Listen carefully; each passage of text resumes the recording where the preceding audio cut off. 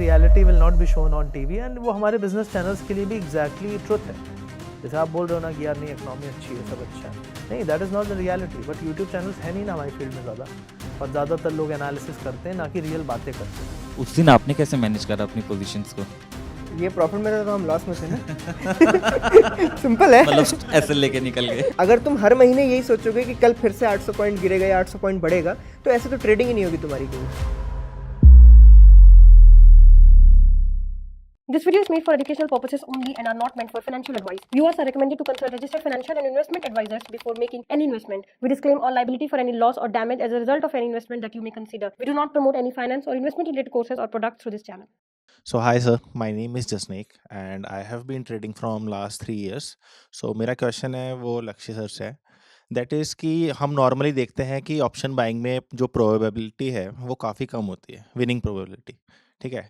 तो उसमें लोग ना 2 से 3 लाख तक की कैपिटल यूज़ करते हैं, और आप इतना बड़ा कैपिटल के साथ वो ट्रेड करते हो, तो उस टाइम पे आपकी साइकोलॉजी क्या होती है उसको मैनेज करने का, या फिर आप कोई सॉफ्टवेयर्स यूज़ करते हो, लाइक एल्गोज यूज़ करते हो? मतलब मेरा वो क्वेश्चन है कि आप इतना बड़ा कैपिटल कैसे मैनेज करते हो? तो देखो, ऑप्शन बाइंग में सिंपल सी चीज़ है कि कैपिटल कितना जा सकता है, इसकी रियलिटी आपको पता होनी चाहिए कि अगर आप निफ्टी या बैंक निफ्टी या जो भी करना चाहते हो, कितने कैपिटल को डिप्लॉय करने में आपको प्राइसिंग, मतलब जब आप बाय कर रहे हो तो प्राइस मूव हो जाते हैं उतने में। 10 लाख 15 लाख से ये शुरू आपको इम्पैक्ट दिखने लगेगा, यार जैसे ही मैंने बाइंग डाला वो तो प्राइस भग गया, अब मैं 20 रुपये के लिए बैठा ही था, 10 रुपये ऊपर चल रहा है। तो ये एक प्रॉब्लम आती है जब आप बड़े कैपिटल में। तो मैंने ये देखा कि एज ए इंडिविजुअल, क्योंकि मैं कोई एज ए इंस्टीट्यूशन नहीं, एज ए इंडिविजुअल ट्रेड करता हूँ, तो मेरा जो नॉर्मल क्वांटिटी होता है 30 40 50,000 तक जाता है। मतलब 1 लाख क्वांटिटी तक भी गया है, लेकिन अभी as of now I have reduced, as I said, कि ऑप्शन बाइंग में मैं बहुत ज़्यादा वो क्वांटिटी नहीं बढ़ा रहा उसके, क्योंकि क्वांटिटी के इम्पैक्ट्स जो थे मुझे परेशान कर रहे थे। दूसरी चीज़ है, मैं जब एंट्री लेता हूँ तो मैं बहुत ज़्यादा टाइम लेता हूँ before I enter. I have to be sure कि I am not picking small move. मैं छोटे मूव के लिए एनालिसिस नहीं करता, मैं ये बोलूँगा यहाँ से टॉप है या यहाँ से बॉटम है, और वो टॉप बॉटम के बाद निफ्टी 200 पॉइंट 300 पॉइंट और बैंक निफ्टी 500 700 पॉइंट देगा या नहीं देगा। अगर वो है प्रोबेबिलिटी तो ही मैं एंटर करता हूँ, क्योंकि मुझे इम्पैक्ट ही 10 रुपये का मिल रहा है एंट्री में, तो मुझे टारगेट कम से कम 50 50 70 रुपीज़ का तो मिलना चाहिए, 10 15 20% तभी बनाऊंगा मैं। तो when I enter, I don't enter all together.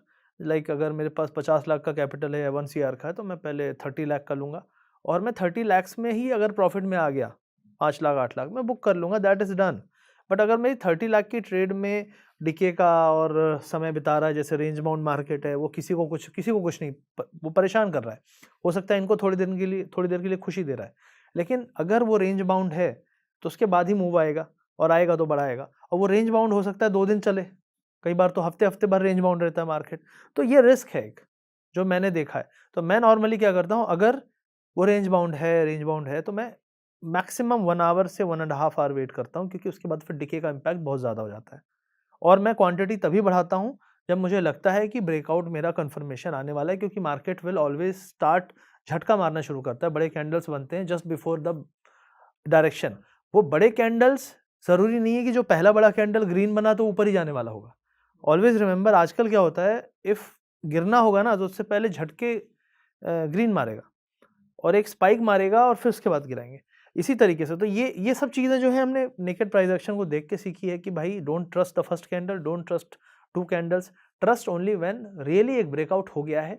15 minutes के कैंडल के क्लस्टर बनाता हूँ, उसमें देखता हूँ कि कौन सा कैंडल ज़्यादा रिलायबल लग रहा है, और रेंज ब्रेकआउट के साइंस होते हैं, जैसे हम वो अपना एक कहते हैं ना कि हमारी नज़र में बैठा हुआ है कि यार इस तरीके से हम देखते हैं, यार नहीं यार ये पक्का ब्लफ कर रहा है, कि टेक्निकल है। जैसे बॉलिंजर बैंड है, बॉलिंजर बैंड के लोअर बॉलिंजर बैंड में वो डेली के लोअर पे है, आवरली के भी लोअर पे है, वीक है फॉर श्योर क्योंकि ऊपर से नीचे आया है, लेकिन नीचे जाने में उसको ज़्यादा दिक्कत लग रही है, और वो नीचे जा भी रहा है तो प्रीमियम पुट के बढ़ नहीं रहे।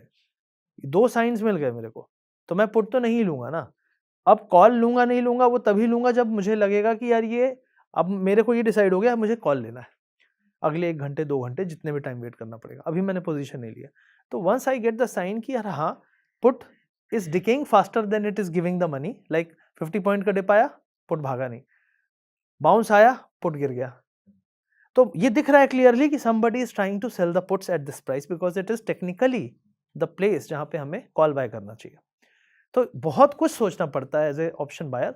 तो क्वांटिटी बड़ी है तब तो डबल सोचना पड़ता है, और हो सकता है मैं घंटे 1.5 घंटे सिर्फ यही देख रहा हूँ कि साइंस तो दो मुझे कुछ।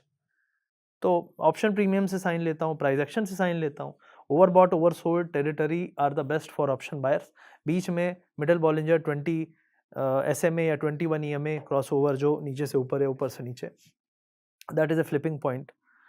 मतलब कि अगर हम नीचे से आ रहे थे और मिड 21 EMA पे स्ट्रगल हुआ, और स्ट्रगल के बाद अगर हम ऊपर गए तो वी विल एक्सप्लोड, बिकॉज हम ओवरसोल्ड से नहीं आ रहे, हम ओवरसोल्ड से ऑलरेडी मिडिल पे आ गए हैं, और मिडिल पे ऑलरेडी जो सेलर था वो नर्वस है एंड ही इज थिंकिंग कि मैं जीत लूंगा। लेकिन अगर वो 21 EMA टूट गया तो market explodes because he just exits all. जैसे एल्गोस ट्रिगर हो, काटनी पड़ेगी तो मशीनें काटेंगी तो फटेगा। तो something like that I think, and position में 2-3 बार में एंट्री करता हूँ। ठीक है। सो मेरा नेक्स्ट क्वेश्चन है वो मिस्टर रियांश सर से है। दैट इज़ कि हम लोग ये देखते हैं कि एक सिस्टमेटिक ट्रेडर है, जैसे मैं भी अपना एक सिस्टम बना के ट्रेड करता हूँ, बट आजकल की मार्केट में हर सिस्टम 2-3 महीने के बाद ख़राब हो जाता है। ठीक है, उस टाइम पे मतलब हमें अपने सिस्टम्स के साथ स्टक रहना चाहिए या फिर ट्वीक करते रहना चाहिए? इसमें मैं यही बोलूँगा कि पहले बात तो बेस जानना पड़ेगा कि आप कर क्या रहे हो। जैसे सबका एक बेस होता है, लक्ष्य भाई का बेस हो गया कि वो एक्सट्रीम जगहों पे ही पोजीशन बनाते हैं कि उनको एक लंबा स्ट्रेच मिल सके प्रॉफिट कमाने का। सिमिलरली जैसे मैं हो गया और सर हो गए, सबने बोला कि हम स्ट्रैंगल बेच रहे हैं, तो मैं बोल रहा हूँ 70 से 80% जो स्ट्रेटजीज़ हैं ऑप्शन सेलिंग के अंदर की अगर मैं बात करूँ, सब स्ट्रैंगल से बनी है। 70-80% क्या बोलूँ, 100%, क्योंकि अंत में तो आप कॉल पुट बेच ही रहे हो ना।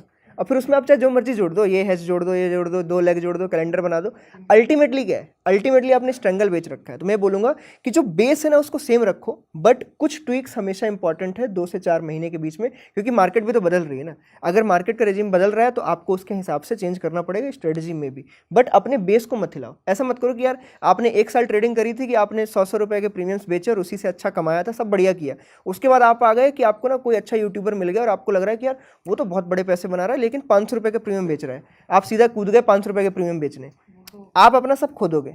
आप अपने बेस को चेंज किए बिना उसमें ट्वीक लाओ, आप मार्केट के हिसाब से चेंज करो। हो सकता है देखो जैसे मैं बताऊं, अब वो मार्केट जा चुका है जिसमें आप ये लगाते हो कि 100 रुपये की चीज़ बेचूंगा और 25% एसएल लगा दूंगा कॉल और पुट में, और बल्ले बल्ले, ये नहीं होने वाला। अब वो ज़माना जा चुका है, अब आपको मार्केट को बफर देने का ज़माना आ गया है। मार्केट को घूमने का बफर दो। अगर आपकी पोजीशन ऐसी है कि वो मार्केट के थोड़े बहुत स्पाइक झेल सकती है तो आप ज़्यादा दिन टिकोगे मार्केट में। तो अब उसके लिए मैंने क्या चेंज किया था, फर्स्ट टाइम मैंने चेंज किया था कि मैं लेग्स के ऊपर से ऐसे हटा दिए थे। मैंने मेन पोजीशन पे मतलब MTM पे ऐसे लगाना शुरू किए। फिर कुछ टाइम पे वो भी फिजल आउट होने लगे तो हेजेस के बेसिस पे MTM को डिसाइड करना स्टार्ट कर दिया।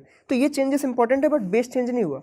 तो आपको मार्केट को सांस लेने को, अपने आप को सांस लेने के लिए आपको जगह देनी पड़ेगी। तो ये 920 स्ट्रेडल और ये सब बहुत चलता था 1921 में और 22 के, अब क्या हाल है, वो नहीं चल सकता, क्योंकि मार्केट ये 100 रुपये के प्रीमियम 125 जाने में कितना टाइम लगाएगा, 2 मिनट भी बहुत ज़्यादा बोल रहा हूँ मैं, तो उतने में उसका ऐसे लगेगा, ट्रेड पूरी खराब, यू आर गॉन। इसका आप वो ढूंढते रहो कि क्या ऑप्शन है और इनको कुछ सही करने के, बट बेस चेंज नहीं है, स्ट्रैंगल वहीं का वहीं है। Hello, my name is Keshav Chhabra. So my question to Lakshya sir.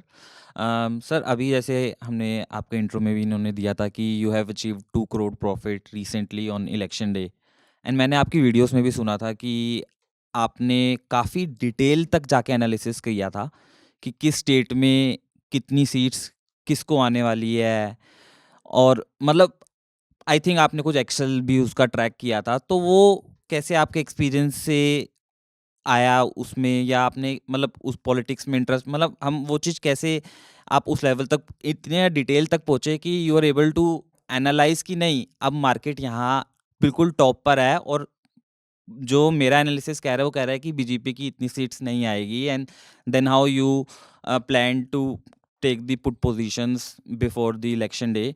तो वो उसके बारे में थोड़ा सा डिटेल्स दीजिए। देखो, 2 चीज़ें हैं। I have been a people's person, हमेशा मैं लोगों से घिरा रहता हूँ, and I watch their behaviour and their words. तो when the words does not match behaviour of somebody, there is something wrong, and it was very clear that the government was nervous, but they were trying to show कि they are very confident. तो जब ऐसी चीज़ें हुई, and then there are many pollsters तो pollsters को जब आप देखते हो एक बन जाता है व्यू धीरे धीरे देखते देखते बातें सुनते सुनते। तो मैं 1 महीने से यही देख रहा था एंड मेरा इंटरेस्ट भी थोड़ा पॉलिटिक्स में रहता है हमेशा। पॉलिटिक्स में जाने का नहीं, पॉलिटिशियंस के बिहेवियर्स और उनकी बातें और उनके विजन को सुनने का, समझने का। और मेरा व्यू नहीं रहता कि कौन अच्छा कौन बुरा, लेकिन मेरा व्यू हमेशा ये रहता है कि कौन पॉजिटिव क्या बोल रहा है, कौन नेगेटिव क्या बोल रहा है। और पॉजिटिव्स को लेके, क्योंकि वो तो हमारे बारे में ही होने वाली है ना चीज़ें। जैसे हमने कहा था कि भाई टैक्स कम होगा आज से 15 साल पहले, और टैक्सेस कम होंगे, रेट्स कम होंगे, इन्फ्लेशन डाउन जाएगा, तो वो हमारे इंटरेस्ट में था, राइट। तो हमने गवर्नमेंट को लाया। तो इसी तरीके से मेरा विजन हमेशा रहता है कि मैं कोशिश करूं समझने की कि हमारे देश में चल क्या रहा है। जैसे मैंने आपको बोला कि गवर्नमेंट हैज़ नॉट एक्नॉलेज्ड कि we are in a slowdown, but the middle class और मिडिल क्लास से नीचे वाला इंसान स्लो डाउन से भी बदतर हालत झेल रहा है। दिस इज ट्रुथ, क्योंकि हम भी गांव वाले हैं। बस ये है कि भूखा कोई नहीं मरेगा, क्योंकि खाना अनाज मिल रहा है, that is very good thing. But लोगों को काम करवाना इज ऑल्सो इम्पॉर्टेंट। तो ये सब चीज़ें मैं ट्रैक करता हूँ। तो I am like always connected, दिल से मेरा कनेक्शन रहता है चीज़ों से। तो मैं जब बातें सुन रहा था तो आई वॉज वेरी कॉन्फिडेंट कि नहीं यार, ये जीतने वाला इंसान ऐसी बातें नहीं करता। लेकिन दूसरी साइड जो नहीं जीतने वाला है, उसकी बॉडी लैंग्वेज बड़ी कॉन्फिडेंट। और फिर पोलस्टर्स के पोल, दसों लोगों की बातें, दुनिया भर की चीज़ें, और बहुत सारे लोग ग्राउंड लेवल पे जर्नलिज्म करते हैं, उनकी बातें भी सुनना पड़ता है। तो मैं बहुत देखता था बहुत सारे सीरियल, बिकॉज उस टाइम तो बहुत सारे यूट्यूब चैनल्स एंड ऑल थे। टीवी नहीं देखता था। The only thing I was not watching was TV. I think that was the reason I was believing कि नहीं, this there is something wrong. जो टीवी देख रहे थे वो एग्जिट पोल वाले दिन उन्होंने पैसा बनाया, और जो टीवी नहीं देख रहे थे उन्होंने उस दिन बनाया, जो अगला दिन था जब रियल रिजल्ट्स आए। तो दैट इज़ द डिफरेंस कि reality will not be shown on TV, and वो हमारे बिजनेस चैनल्स के लिए भी एग्जैक्टली ट्रुथ है। जैसे आप बोल रहे हो ना कि यार नहीं, इकोनॉमी अच्छी है, सब अच्छा है, नहीं, that is not the reality. But YouTube channels है नहीं ना हमारी फील्ड में ज़्यादा, और ज़्यादातर लोग एनालिसिस करते हैं, ना कि रियल बातें करते हैं। और मैं कई बार करता हूँ ये बातें, जो चीज़ें हैं, लेकिन लोग बोलते रहे क्या बात कर रहा है, कुछ भी, अभी जीडीपी आया इतना बढ़िया चल रहा है, क्या बात कर रहा है। लेकिन चुनाव वाले दिन भी तो यही हुआ।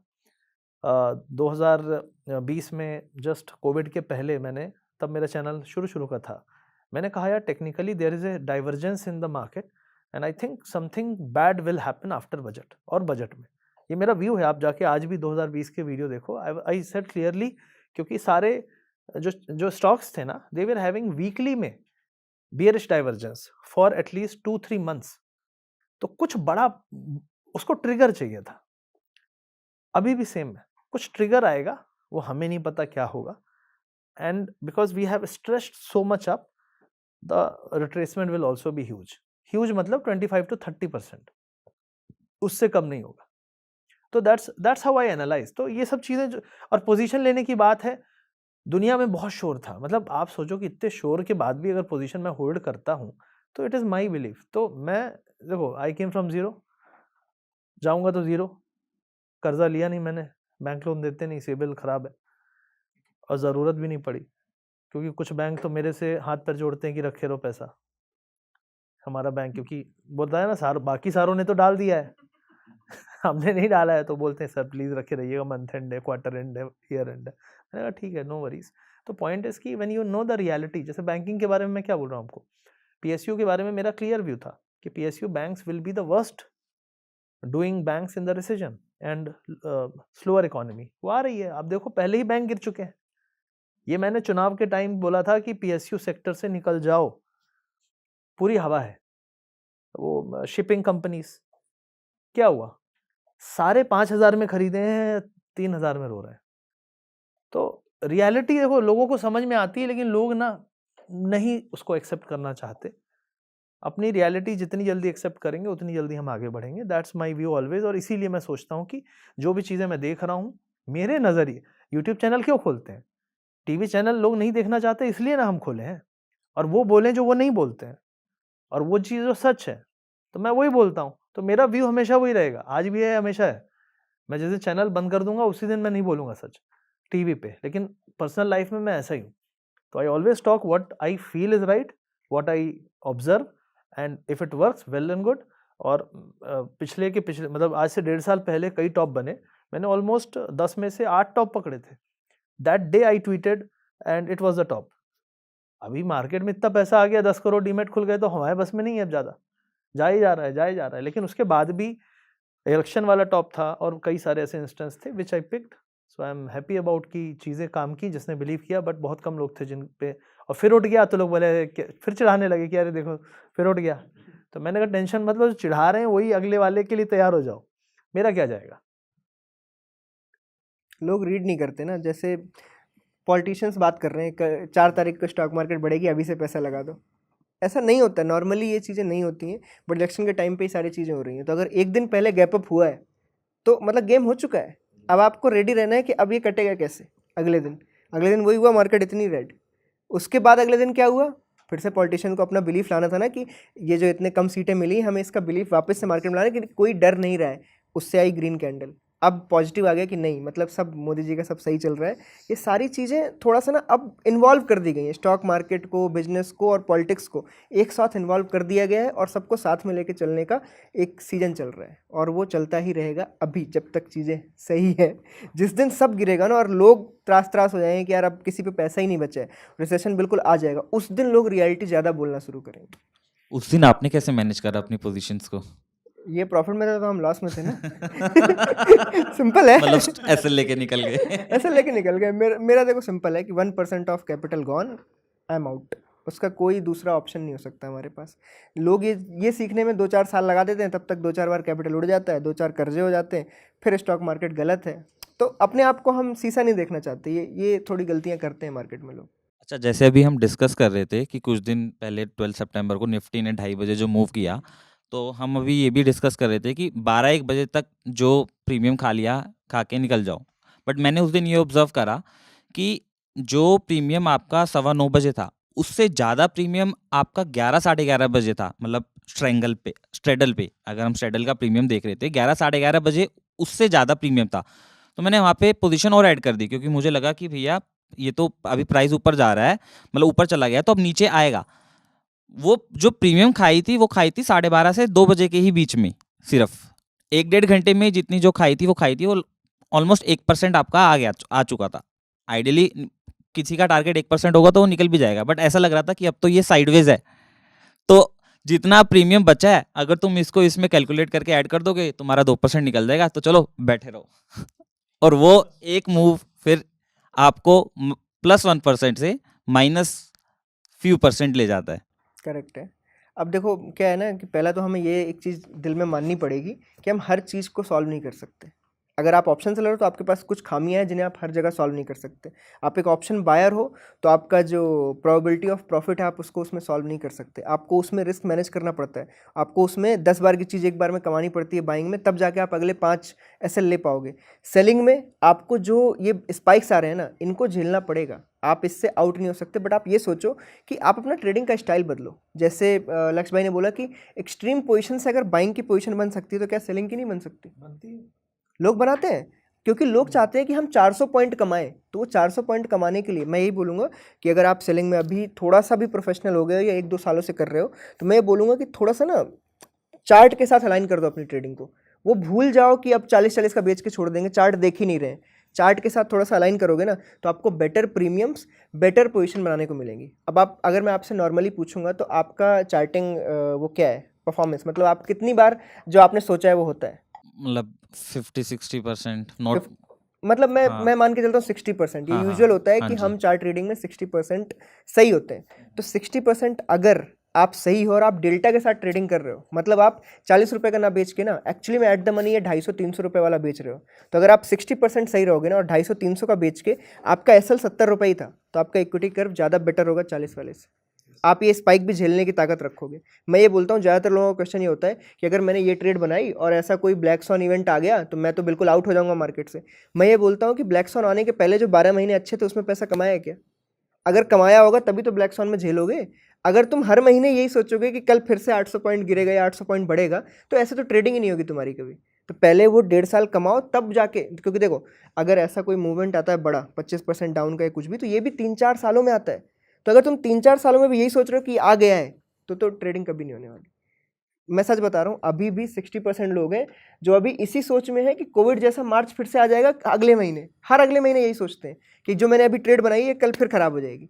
ये सोचते सोचते 4 साल गुजर गए हैं और इसमें किसी ने कुछ नहीं कमाया। तो अब वो फिर से जब नया आएगा तो फिर से रोएंगे। तो मैं ये बोलता हूँ यार कि कुछ ट्राई करो फिर रो। वो देने के लिए रेडी रहो, और देने के लिए रेडी के लिए पहले आप 100% कमा लो, फिर उससे अगर एक बार में आपका 15% चला भी गया तो क्या हो जाएगा। तो थोड़ा सा चेंज करना पड़ेगा साइकोलॉजी ट्रेडिंग की।